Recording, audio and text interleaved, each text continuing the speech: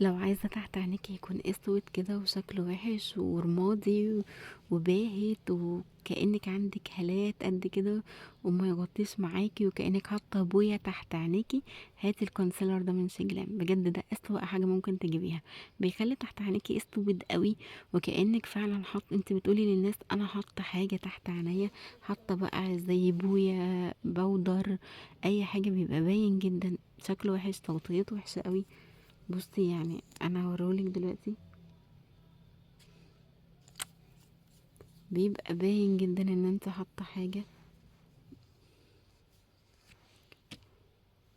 ما بيكنسلش هالات، بالعكس ده بيزودها وبيطلعها لك رمادي.